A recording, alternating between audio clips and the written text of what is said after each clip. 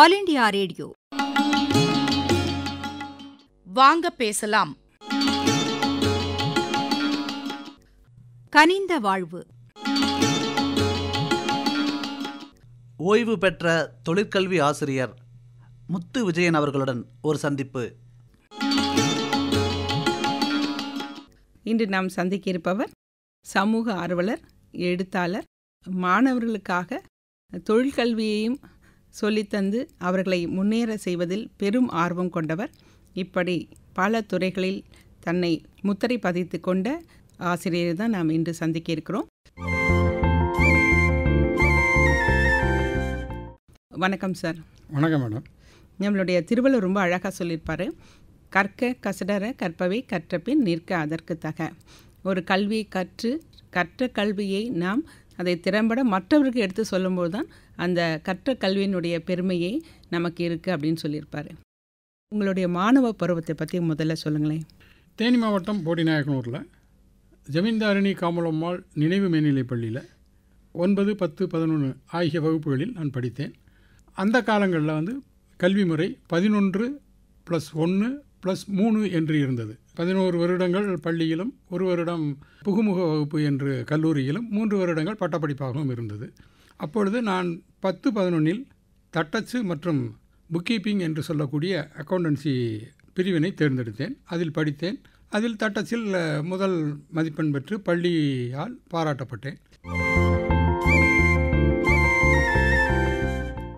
அதற்கு பிறகு என்னுடைய கல்லூரி படிப்பு முடிந்தவுடன் போடி ஏல விவசாயிகள் சங்க கல்லூரியில் அப்போது இருந்த தேசிய முதியோர் கல்வி திட்டத்தில் பகுதி நேர மேற்பார்வையாளராக ஒரு 2 வருட காலம் பணிபுரிந்தேன். அதற்கு பின்னர் நான் படித்த பள்ளியிலேயே பகுதி நேர தொழிற்கல்வி ஆசிரியராக வணிகவியல் பிரிவிற்கு என்னை நிர்வாகம் அமர்த்தியது. அதில் 1990 வரை பகுதி நேர ஆசிரியராகவே இருந்து அதற்கு பின்னர் படிப்படியாக உயர்ந்து முழு நேர ஆசிரியராக மாறி 2016இல் நான் பணி ஓய்வு பெற்றேன். இந்த பணிக்காலத்தில் பள்ளி மாணவர்களுக்கு தொழிற்கல்வியிலே போதிக்கக்கூடிய அனுபவத்தை பெற்றேன். தட்டச்சு, அதோடு கணக்கு பதிவியல், அலுவலக மேலாண்மை போன்ற பாடங்களை சொல்லித்தரக்கூடிய வாய்ப்பினையும் பெற்றேன்.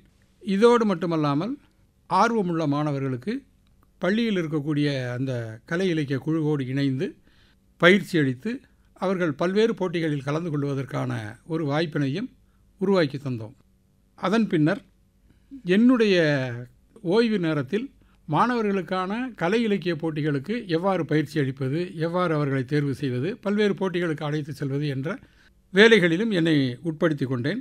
அந்த நேரத்தில் திருச்சி வானொலி நிலையத்தில் வாழ்வில் ஒரு திருநாள் என்ற நாடகம் ஒலிபரப்பப்பட்டது.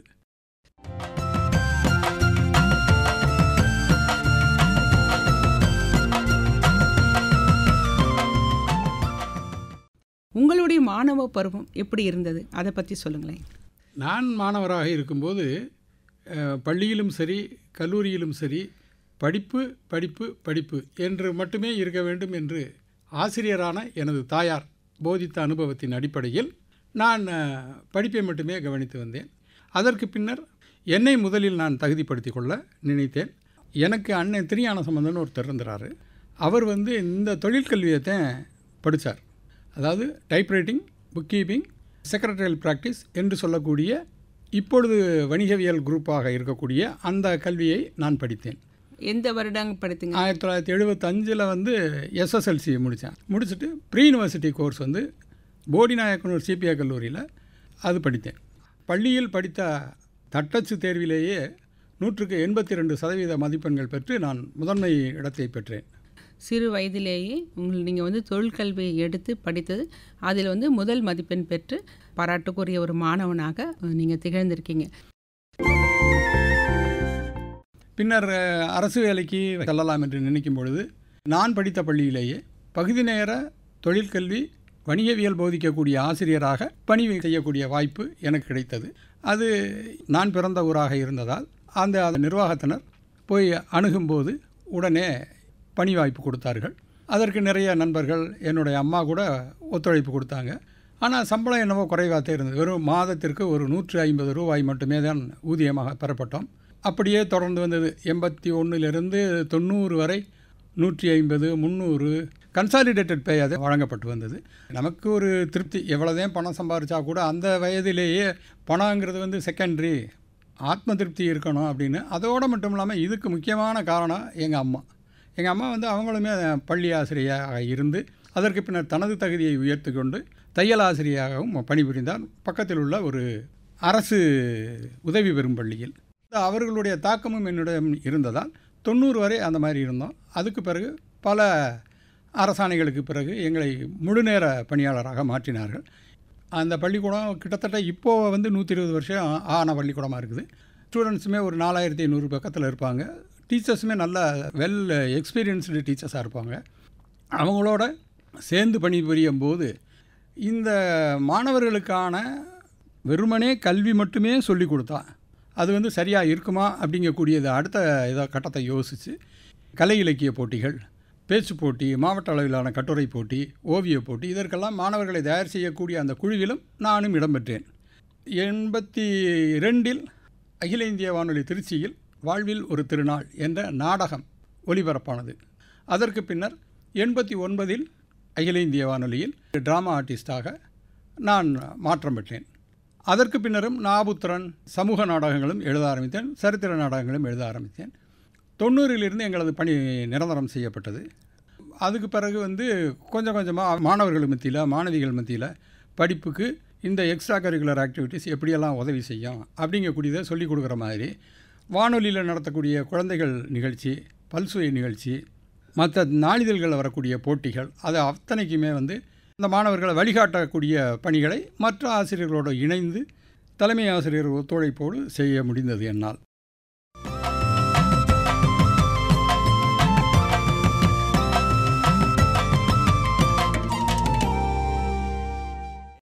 இலக்கிய போட்டிகளில் பங்கேற்பது எப்படி, ஓவிய போட்டி, இப்படி எல்லா கலைகளையும் அவங்களுக்கு சொல்லித்தர அளவுக்கு நீங்கள் அவங்களுக்கு பயிற்சி கொடுத்துருக்கீங்க.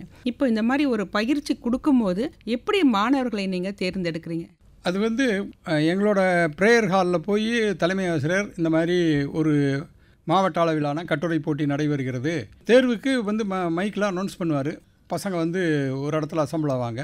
அவங்கள எல்லாத்தையும் உட்காத்தி வச்சு என்னென்ன கட்டுரை, ஓவியம் இவைகளுக்கெல்லாம் ஒரு சிறு தேர்வு நடத்துவோம். அந்த தேர்வில் ஓரளவுக்கு தகுதியான மாணவர்களை அழைத்து மீண்டும் அவர்களுக்கு பயிற்சி கொடுத்து அந்த பயிற்சியில் தேரக்கூடிய மாணவர்களை போட்டிக்கு அழைத்து சென்று மாவட்ட அளவிலாகட்டும் அல்லது உள்ளூர் அளவிலாகட்டும் அல்லது மாநில அளவிலாகட்டும் தேசிய அளவிலாகட்டும் பரிசுகள் பெற்று சிறந்த மாணவர்களாக விளங்கியுள்ளனர்.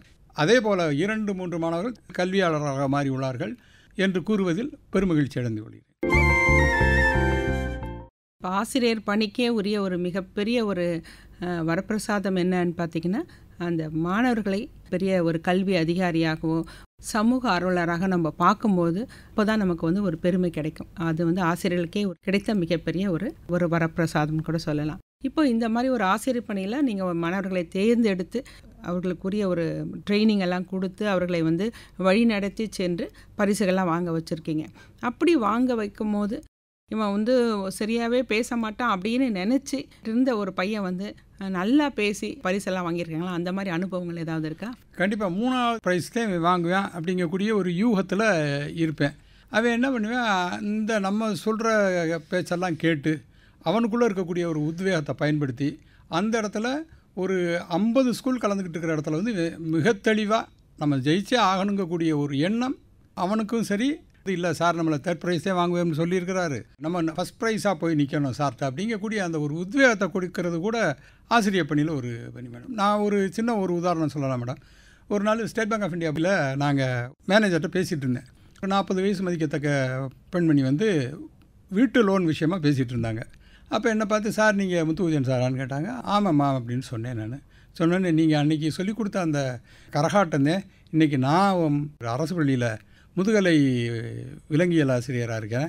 எங்கள் மாணவர்களை கலை நிகழ்ச்சிக்கு கூட்டு போகும்போது நீங்கள் சொல்லிக் கொடுத்த அந்த தாட்டை வச்சுக்கிட்டு உங்கள் ஸ்டைலு அப்படிங்கிறது எல்லாத்தையும் நான் ஃபாலோ பண்ணுறேன் சார் அப்படின்னா. இல்லைம்மா உங்கள்கிட்ட திறமை இருந்தது, நீங்கள் எல்லாம் வந்தீங்க, நாங்கள் ஏதோ வழிகாட்டணும் அப்படின்னு சொல்லி பெருந்தன்மையாக சொன்னேன் மேடம். அப்படி ஒரு அனுபவமும் இருக்குது.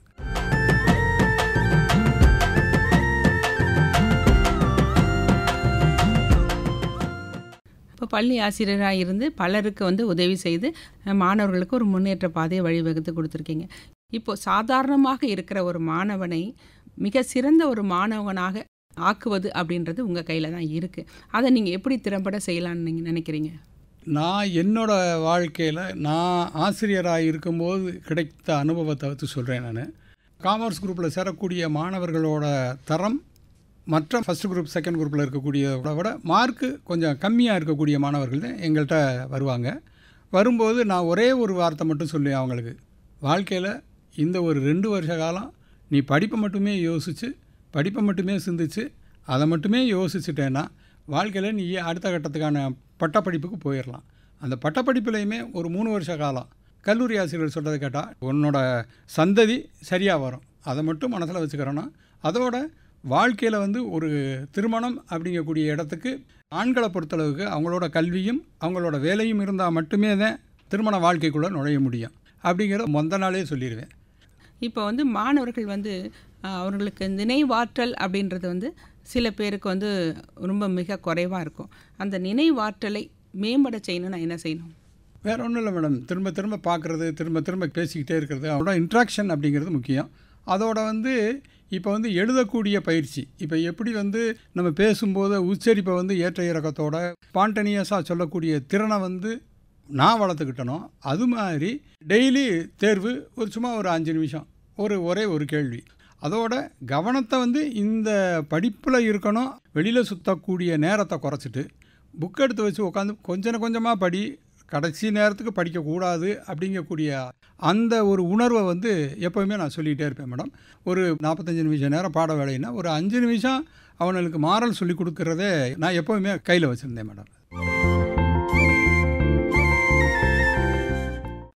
பழைய காலத்தில் வந்து கல்வி முறையில் மிகப்பெரிய ஒரு சிறந்த முறையாக இருந்தது வந்து மாரல் சயின்ஸ் அப்படின்ற ஒரு கல்வி முறை. பள்ளி மாணவர்களுக்கு நல்ல விஷயங்களை சொல்லித்தந்து அவர்களுக்கு நல்ல ஒரு அனுபவத்தை ஏற்படுத்தினா பெரிய மனிதர்களாக வருவதற்கு நிறைய சான்சஸ் எல்லாம் இருக்குது.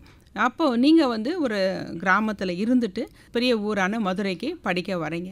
படிக்க வரும்போது உங்கள் கிராமத்தில் இருந்து படித்த இதுக்கும் மதுரைக்கு வரும்போதும் அந்த பள்ளியினுடைய மாறுபாடும் எப்படி இருந்தது? அம்மா எனக்கு சொல்லி வச்சுருக்கிறாங்கன்னா, எந்த இடத்துல இருந்தாலும் நம்ம நாமளாக இருக்கணும்.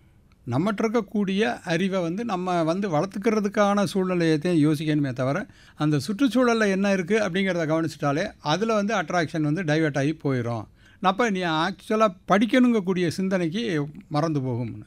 ஆனால் ஆரம்ப காலகட்டத்தில் ஒரு 1 வீக் அந்த ஒரு தடுமாற்றம் இருந்தது. ஏன்னா நமக்கு அங்கேருந்து இவ்வளோ தூரம் ஒரு 3 ஹவர்ஸ் ட்ராவல் பண்ண வேண்டியது இருக்குதே அப்படிங்கக்கூடிய ஒரு சிந்தனையெல்லாம் இருந்தது. அதுக்கு பிறகு நாங்கள் பள்ளி காலத்தில் பசங்களோட வேலை பார்த்துக்கிட்டு பசங்களுக்கு சொல்லி கொடுத்துக்கிட்டு என்னோட எழுத்து திறமையும் வளர்த்து நான் தகவல் அறியும் உரிமை சட்டம், நுகர்வோர் பாதுகாப்பு சட்டம், ரேடியோவில் வந்த நாடகங்களெல்லாம் தொகுத்து வாழ்வில் ஒரு திருநாள், பால உதயம்னு ஒரு நாடகம், இது எல்லாத்தையுமே புக்காக போட்டிருக்கேன் மேடம். அதேமாரி சாகித்ய அகாடமியில் வந்து 2011 இன்ன வரைக்கும் நான் மெம்பர் மேடம். சார், இப்போது மாணவர்களுக்கு ஒரு கற்றல் திறனை வந்து மேம்படுத்துவது மட்டும் இல்லாமல் அவர்களுக்கு தொழிற்கல்வி நீங்கள் சொல்லிக் கொடுத்து அவர்களை வந்து நல்ல மாணவர்களாக உருவாக்கியிருக்கீங்க. இப்போ உங்கள் இந்த மாணவ பருவத்தை முடிஞ்ச உடனே நீங்கள் வந்து கலை இலக்கியம் சம்பந்தமாக நிறைய புத்தகங்கள் எழுதுவது, கலை நிகழ்ச்சிகளை பங்கு பெறுவது அப்படின்னு சொல்லி உங்களை வந்து நீங்கள் வந்து மாற்றி அமைச்சிட்ருக்கீங்க. நீங்கள் எழுதிய புத்தகங்கள் என்னென்ன? எழுதிய புத்தகங்கள் மேடம் 84 வந்து நாடகம் வாழ்வில் ஒரு திருநாள், அதற்கு பிறகு பால உதயம், பள்ளியில் வந்து நாட்டு நல பணித்திட்ட அலுவலராக ஒரு 3 வருஷ காலம் பணிபுரிஞ்சேன்.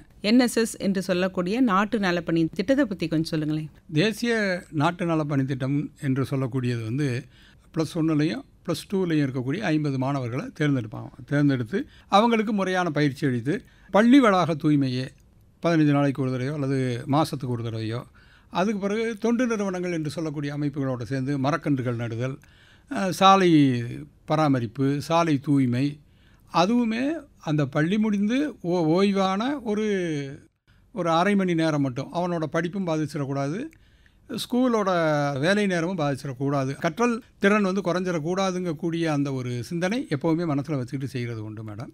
அப்படி பள்ளி வளாகத்துலேயுமே நிறைய மரக்கன்றுகள் நட்ட அனுபவம் உண்டு. பசங்களுக்கு வந்து முனிசிபாலிட்டியோ அல்லது அரசு மருத்துவமனையோ அவர்கள் மாதம் ஒரு தடவை நமக்கு கடிதம் கொடுப்பாங்க. அங்கே போய் தூய்மை பண்ணி கொடுப்போம். நான் பணிபுரிந்த போது 10 நாள் முகாம் போட்டு கேம்பாகவே நடத்தினோம். நடத்தி 3 நேரமே சாப்பாடெல்லாம் போட்டு அதில் பள்ளி ஆசிரியர்களை நிறைய ஸ்பான்சர்கள்லாம் கொண்டு வருவாங்க, முட்டை கொண்டு வருவாங்க. இதெல்லாம் பண்ணி அவங்களுக்கு சமைச்சு போட்டு கலை நிகழ்ச்சிகள் நடக்கும். அதில் அந்த பின்னூட்டம்னு சொல்லக்கூடிய ஃபீட்பேக் சொல்லுவானுங்க. அந்த உள்ளூர் பகுதியில் இருக்கக்கூடிய மக்களோட ஒரு இன்ட்ராக்ஷன் வச்சு அவங்களுக்கு மருத்துவ முகாம்கள்லாம் நடத்துவோம். கால்நடைகளுக்கு மருத்துவ முகாம் நடத்துவோம்.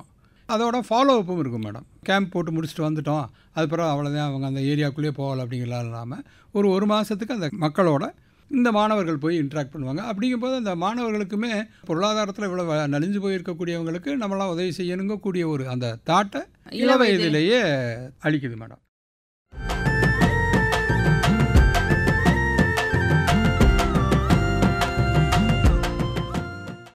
சுற்றுச்சூழலை எப்படி பாதுகாப்பாக வச்சுக்கணும், இயற்கையை பாதுகாக்கக்கூடிய மரங்களை நடுவது, இப்படி பல திட்டங்களை தேசிய நலத்திட்டம் மூலம் செயல்படுத்தியிருக்கு. இதில் மேடம் இந்த நாட்டு நலப்பணி திட்டத்தில் அந்த 3 மாவட்டங்களுக்கான முகாம் நடத்தின அனுபவம் உண்டு.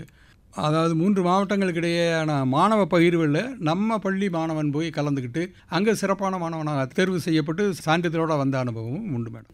இது இல்லாமல் உங்களுடைய பணி அப்படின்னும் போது வேறு என்ன குறிப்பிட விரும்புகிறீங்க? தேசிய மாணவர் நுகர்வோர் குடிமக்கள் மன்றம், இது கன்சியூமர் ஃபோரம் அப்படின்னு சொல்லுவாங்க மேடம்.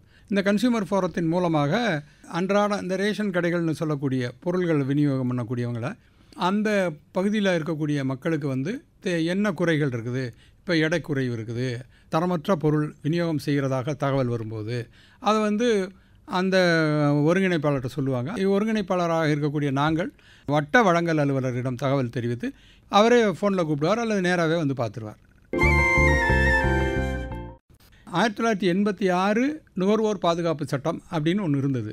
2019 புதிய நுகர்வோர் பாதுகாப்பு சட்டம் என்று சொல்லக்கூடிய இந்த சட்டத்தில் இருக்கக்கூடிய சாராம்சத்தை சட்ட வல்லுநர்கள் அவர்களுக்கு தகுந்த வார்த்தைகளோடு சொல்லியிருப்பாங்க. இப்போ ஒரு 10th 12th ஒரு டிகிரியோ படித்த மாணவனோ அல்லது ஒரு சாதாரண பொதுமக்கள் படித்து புரிஞ்சுக்கிற மாதிரி அந்த புத்தகத்தை எளிமைப்படுத்தி வார்த்தைகளை சிம்பிளிஃபை பண்ணி ஒரு புக்கு ஒன்று ரெடி ஆகிக்கிட்டு இருக்குது. அதுவுமே சீக்கிரமாகவே வந்துடும். இதுக்கெல்லாம் அடிப்படை நான் 1979 பூச்சரம் அப்படின்னு சொல்லி ஒரு கையெழுத்து பத்திரிக்கை ஆரம்பிச்சது நான் இத்தனைக்கும் படித்தது நம்ம காமர்ஸு, தமிழுக்கும் காமர்ஸுக்கும் சம்மந்தமே கிடையாது. இருந்தாலும் ஒரு ஆர்வம், அந்த ஆர்வத்தின் அடிப்படையில் என்ன நானே வளர்த்துக்கிட்டேன். 1989 குரல் தேர்வு செய்யப்பட்டவனாக வரும்போதுமே இன்ன வரைக்குமே நான் வானொலியில் நாடகங்களில் பங்கேற்று வரேன். அதுமாரி 2010 அப்போ இருந்த அரசாங்கம் கோயம்புத்தூரில் உலக தமிழ் செம்மொழி மகாநாடு நடத்தினாங்க. அதில் நான் ஒரு ஆய்வுக் கட்டுரை தமிழிதழ்களின் வரலாறு அப்படிங்கிற தலைப்பில் ஒரு ஆய்வுக் கட்டுரை சமர்ப்பித்த அனுபவமும் உண்டு மேடம். தி பெங்கால் கெசட்டுங்கிற பத்திரிகை முதல் பத்திரிகை. அந்த பத்திரிகையில் துவங்கி பாரதியார் நடத்தின ஞானபோதினியிலிருந்து அதுக்கு பிறகு சமுதாய முன்னேற்றத்திற்காக, பெண்கள் முன்னேற்றத்திற்காக, அரசியலுக்காக, சுதந்திர போராட்டத்திற்காக, சுதந்திர போராட்டத்தை ஊக்குவிக்கும் வகையில் அல்லது தூண்டக்கூடிய வகையில் நடத்தப்பட்ட பத்திரிகைகள் எல்லாத்தையும் தொகுத்து சமுதாயத்திற்கு அவைகள் எவ்வாறு பயன்பட்டன, எவ்வாறு பயன்பட்டு கொண்டுள்ளன என்பதையும் தொகுத்து ஆய்வு கட்டுரையாக சமர்ப்பித்தேன். சரிங்க சார். இப்போது நீங்கள் செம்மொழி மாநாட்டில் கலந்து கொண்டீங்க. அது ஒரு மிகப்பெரிய உங்களுக்கு பங்களிப்பாக உங்களோடது இருந்திருக்கு. அந்த மாநாட்டில் நீங்கள் கலந்துக்கும் போது உங்களோடு கலந்து கொண்ட மற்ற பங்களிப்பாளர்கள் யாராவது ஞாபகம் இருக்கா உங்களுக்கு? இருக்குங்க மேடம். அதாவது இந்த அகில இந்திய வானொலியில் பணிபுரிந்து பொதிகையில் பணிபுரிந்த இயக்குனர் திரு ஏ நடராஜன், அவர் எங்களது ஆய்வுக்குழு தலைவராக இருந்தார். மலேசியாவில் வாழும் 2 தமிழ் எழுத்தாளர்களும் என்னுடன் அந்த ஆய்வில் பங்கேற்றார்கள். அந்த 3 நாள் அனுபவத்தில் பல்வேறு நாடுகளில் கலந்து கொண்ட தமிழ் எழுத்தாளர்களையும் தமிழ் மக்களையும் சந்தித்த அனுபவம் எனக்கு மிகுந்த மகிழ்ச்சியையும் சந்தோஷத்தையும் மன நிறைவும் தருகிறது என்பதை இந்த நேரத்தில் நான் தெரிவித்துக் கொள்கிறேன்.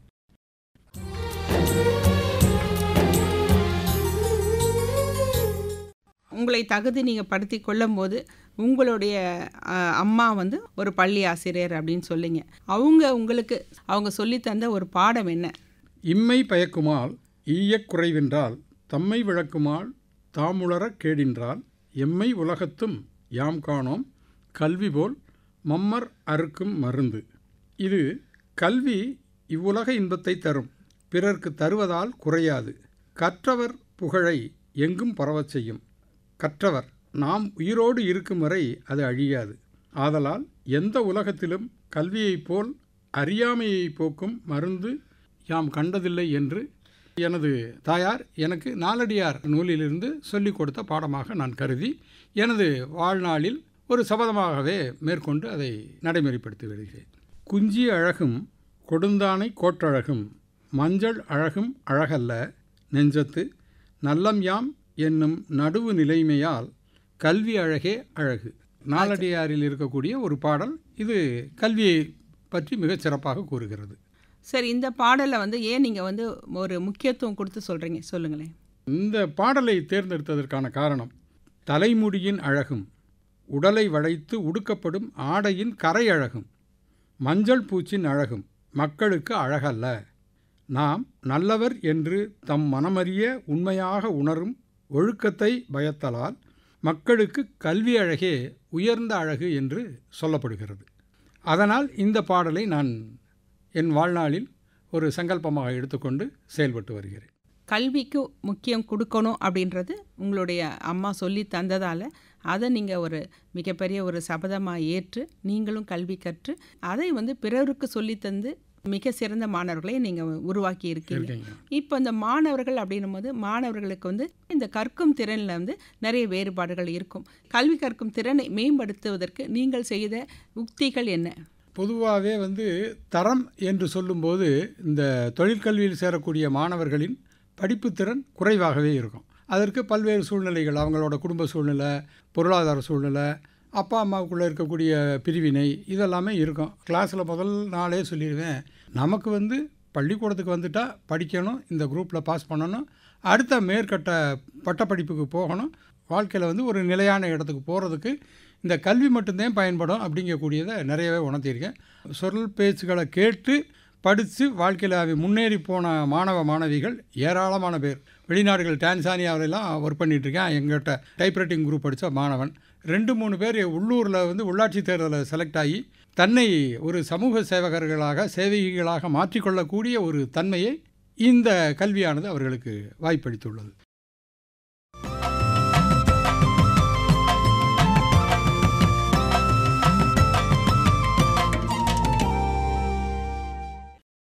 உங்களுடைய பணி அப்படின்னும் போது நீங்கள் ஏற்று முதல் உங்களுடைய பணி அனுபவத்தை சொல்லுங்களேன். என்னோட முதல் பணி போடிநாயக்கனூர் இளவரசர்கள் சங்க கல்லூரியில் நான் தேசிய வயது வந்தோர் கல்வி திட்டம், அப்போது அது முதியோர் கல்வி திட்டம் என்று அழைக்கப்பட்டது. அப்புறம் அதற்கு பின்னதாக வயது வந்தோர் கல்வி திட்டமாக மாற்றப்பட்டது. அதில் பகுதி நேர மேற்பார்வையாளராக நான் பணிபுரிந்தேன்.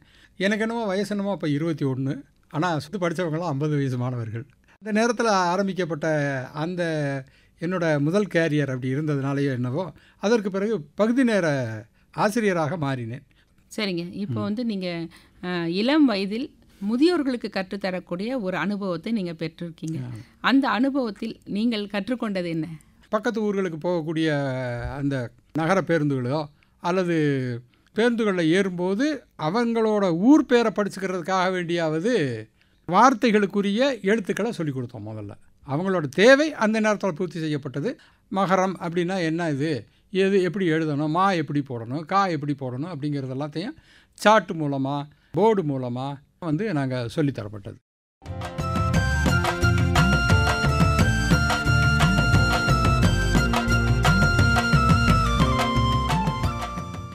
இதை தவிர தற்போது இப்போ என்ன பண்ணிகிட்ருக்கீங்க? சேவா அறக்கட்டளை என்ற ஒரு அமைப்பை நிறுவி அதை பதிவு செய்து அதில் நிறைய மக்கள் நல திட்டங்கள், அதாவது ஏழை எளிய மக்களுக்கு உதவி, படிப்புக்கான வழிகாட்டல், மருத்துவத்திற்கான வழிகாட்டல், இதெல்லாம் செஞ்சு வரோம் மேடம். அதோட கொரோனா காலத்தில் கிட்டத்தட்ட முதல் அலை, 2ஆம் அலை, 3ஆம் அலை என்று சொல்லக்கூடிய காலகட்டங்களிலேயே முகக்கவசங்கள் ஒரு 3500 பக்கத்தில் தடுப்பு விதிகளுக்கு உட்பட்டு முக்கியமான இடங்களுக்கு சென்று எங்களோட சேவை அமைப்பில் இருக்கக்கூடிய உறுப்பினர்களையும் கூப்பிட்டுக்கிட்டு கொண்டு போய் கொடுத்துட்டு வந்த அனுபவம் உண்டு. அரிசி, பருப்பு, காய்கறி, சிலருக்கு தேவைப்படக்கூடியவங்களுக்கு ஏதோ எங்களால் முடிந்த பண உதவி, இதெல்லாம் செய்ய முடிந்ததை கூட இந்த நேரத்தில் கடவுள் எங்களுக்கு கொடுத்த ஒரு வாய்ப்பாக நான் கருதுகிறேன் மேடம்.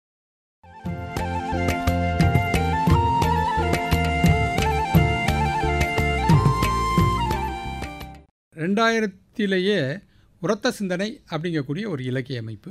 அந்த இலக்கிய அமைப்பு நிறைய இலக்கிய எழுத்தாளர்களுக்கு நிறைய உதவிகளை செஞ்சு வருது. அந்த இலக்கிய அமைப்பில் நானுமே பங்கேற்று நடத்தி வருகிறேன். இப்பொழுது தேனி மாவட்டத்திற்கு மாவட்ட செயலாளராகவும் இருக்கிறேன் மேடம். 3 மாதங்களுக்கு ஒரு முறை ஒரு கூட்டம், சிறப்பு கூட்டம், புத்தக வெளியீடு இவைகளுக்கு எல்லாத்திற்கும் இருந்து ஒருங்கிணைத்து அந்த நிகழ்ச்சியை எங்களது பொதுச் செயலாளரோடு சேர்ந்து செய்யக்கூடிய வாய்ப்பும் எனக்கு உள்ளது மேடம். அதற்கு பிறகுதான் இந்த புத்தகங்கள் எழுதக்கூடிய சிந்தனையும் தகவல் அறியும் உரிமை சட்டம் எழுதணும், நுகர்வோர் பாதுகாப்பு சட்டம் எழுதணும். இப்போ சமீப காலமாக சிறுவர் நீதி சட்டம் என்று சொல்லக்கூடிய போக்சோ ஆக்ட், அதுவுமே எளிமையாக புரிந்து கொள்ளக்கூடிய வகையில் ஏற்கனவே சட்டம் இருக்குது. அதை கொஞ்சம் இன்னும் சிம்பிளிஃபை பண்ணி சொல்லி வேலை நடந்தது. ஸ்ரீவில்லிபுத்தூரில் குடிகொண்டுள்ள சூடி கொடுத்த சுடற்கொடியால் என்று சொல்லக்கூடிய ஆண்டாள் தெய்வம் குறித்து நாடகம் ஒன்று எழுதியுள்ளேன். அது அனைவராலும் பாராட்டப்பட்டுள்ளது. நிறைய பணிகள், இலக்கிய பணிகளும் எழுத்து பணிகளுமே காத்திருக்கின்றன. அதே போல் சமூக பணிகளுமே இருக்குது. எனக்கு நிறைய சேவைகள் பண்ணணும், நிறைய தொண்டு செய்யணும், மக்களுக்கு இல்லாதவங்களுக்கு நம்ம வழிகாட்டணும் அப்படிங்கக்கூடிய ஆர்வம் எப்போவுமே உண்டு.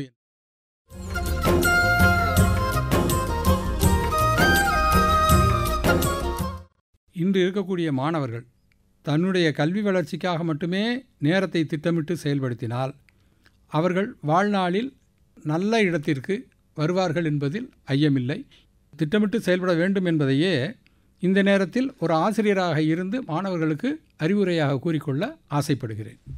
செந்தமிழ் நாடெனும் போதினிலே இன்ப தேன் வந்து பாயது காதினிலே என்ற பாரதியாரின் கூற்றுக்கு ஏற்ப நீங்களும் ஆசிரியர் பணியில் ஆரம்பித்து சேவை பணியில் தன்னை ஈடுபடுத்தி கொண்டு மக்களுக்கும் மாணவர்களுக்கும் இளைஞர்களுக்கும் கொரோனா காலத்தில் நேசக்கரம் நீட்டிய ஒரு நல்ல ஒரு மனிதரை தான் நாம் இன்று சந்தித்தோம்.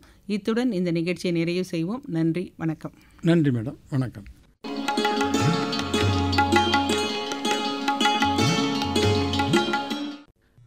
இதுவரை ஓய்வு பெற்ற தொழிற்கல்வி ஆசிரியர் முத்து விஜயன் அவர்களை சந்தித்தோம்.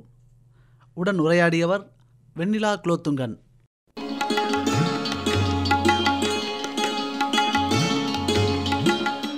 அமைப்பில் உதவி எம். பாலச்சந்தர்.